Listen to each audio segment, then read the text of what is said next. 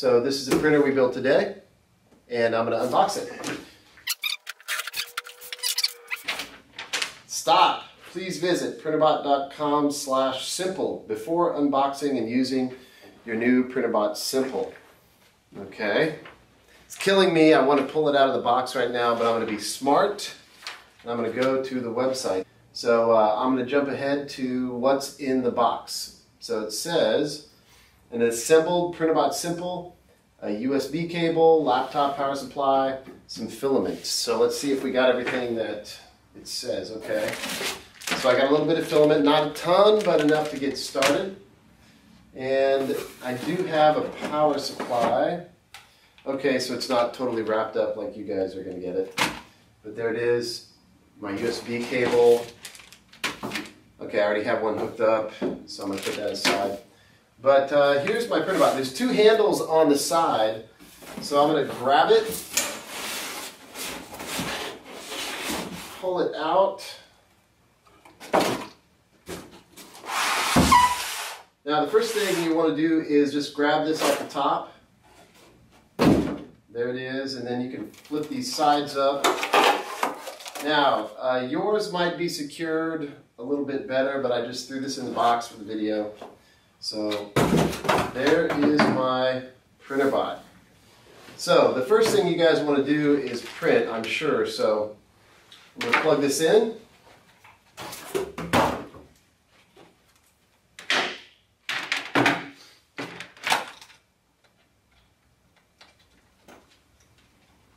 Now the power is on the side here, so just plug this power in right there, and take your USB. I've already got one here. It's a micro USB and it's on the side by the power. Make sure you get it, there's a wrong side and a right side up, so make sure you pay attention. And be gentle to that little thing. You can hurt your printer if you plug that, try to shove it in upside down. So yours probably won't have the blue tape, but I grabbed one with blue tape. I know that what I'm going to print here is right in the center. So I've got a little blue tape here. Now this blue tape, it's painter's tape, but you can use masking tape. I've seen people use gaffer's tape. There's none that comes with the box, in the box. So grab some tape. Now some of this painter's tape has like this waxy coating and like logos and stuff on the top. This is pretty simple plain tape. Now you can use masking tape, which is kind of white, but there's a lot of stuff on the forums about what tape is best.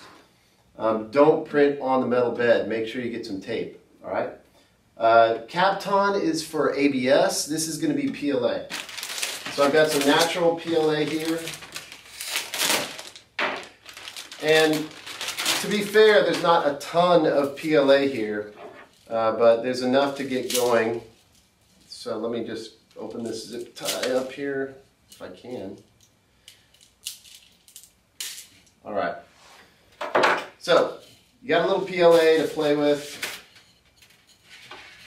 So I'm just going to set it here. You might want to order a coaster. We also have a universal spool rack that if you buy a kilogram, you might want to grab a spool rack. They're kind of rolls of filament in.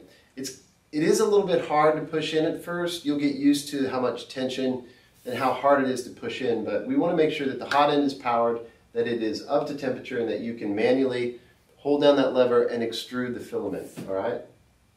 So we're almost there. We're about 160 C.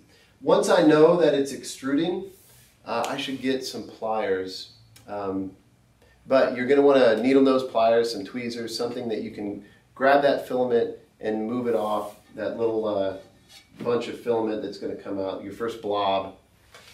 I might cheat here. Maybe I'll use some scissors, but I want to make sure that it's up to temperature and extruding before I actually try to print. Now, on the Getting Started page here, this printrbot.com/simple, we've already sliced a calibration cube for you.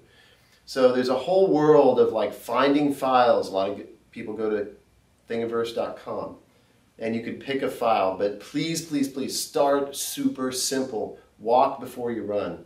Let's start with something really, really easy like a cube. So there's all sorts of calibration prints that you can go to on thingiverse.com. That's a MakerBot property, but they have a lot of good files. So we're going to choose something. On this page, there's a download for an already sliced, it basically is two things. There's a model that's an STL file, and then you put it into Repetier, and in the Getting Started guide, you'll see that there's some settings to set up, a one-time setup for your slicer, which is with a 3 instead of an E, so it's SLIC3R.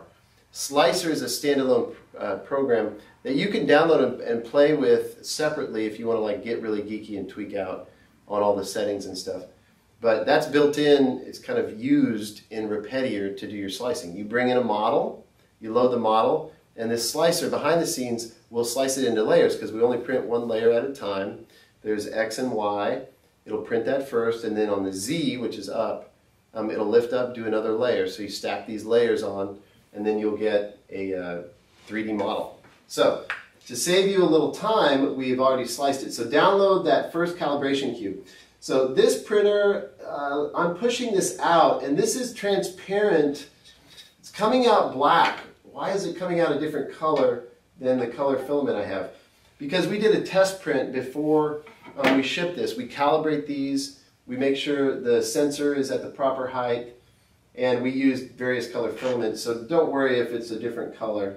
So I'm going to push this out just manually. It's kind of hard, kind of like pushing hot glue out through a hot glue gun, but without the trigger. So I've got it extruding now, the filament, the transparent filament. So I think I'm ready to go. I'm up to temp. It is working. Manually I've extruded, and I have loaded my G-code here. So if I go into 3D view, you can't see it probably, but I've already loaded the G-code that we provide on that page, printrbot.com/simple. That first calibration cube G-code, it's already been sliced for you.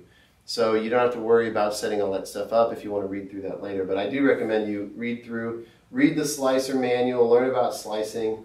3D printing is hard. It's not super easy. So you want to learn as much as you can. But to cut to the chase, here I have it loaded. And all I have to do is say run job and hold, cross my fingers, right? So what it's doing at the beginning of this slice, we've put some special code into the slice that we did that says, hey, go ahead and home X, home Y. Well, what it's doing is probing the bed right now. So it goes to the back, it probes the bed, goes to the front, probes the bed, goes to the side, probes the bed. And what it's doing is figuring out if this bed, since if you've seen other 3D printers, sometimes there's a print bed suspended on springs, and you have to kind of tweak all four corners to get it as level as possible. Well, in the firmware here, in the software that lives on the printer board, we've got this firmware called Marlin, and it has this feature where we can actually probe the bed and tell the firmware what angle that bed is leaning to. So if you watch in your G-code, it actually tells you how far from the bed it is on the first one, on the first probe, and how far it is here and here. So it knows how to print your G-code. All right, so it's done that, and it's heating up. Then it moves to the middle, and it starts extruding. The first thing it does is draws a ring around this cube, and it should go around a couple times. You want this to stick to the bed. So if you happen to get, maybe in the shipping, it has jostled a little bit, we'll cover, in another place on this page, we'll cover how to go through and tell the firmware how far off the bed the tip is.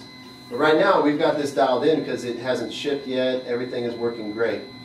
It drew a couple of lines around, that's to prime the pump, as it were. So we've got this filament extruding to make sure that it's flowing nicely before we go to the cube that's on the center. So it's already done with the first layer, and now it's printing the second layer. So you'll start to see what looks like a square, and it's printing it's pretty cool, the first print. So having just received this Printrbot at your house, if you go through the process to download the software, set up the software, be patient. Some of that software and different operating systems can be a little bit frustrating sometimes, especially if you're using Windows and an unsigned driver. Although Windows will soon be shipping the drivers for Printrbot where you just plug in your USB cable and you hear that ding and it knows what is connected and how to work with that printer. So, but I've already done that on this one, so it went really fast. So it's printing the first calibration cue.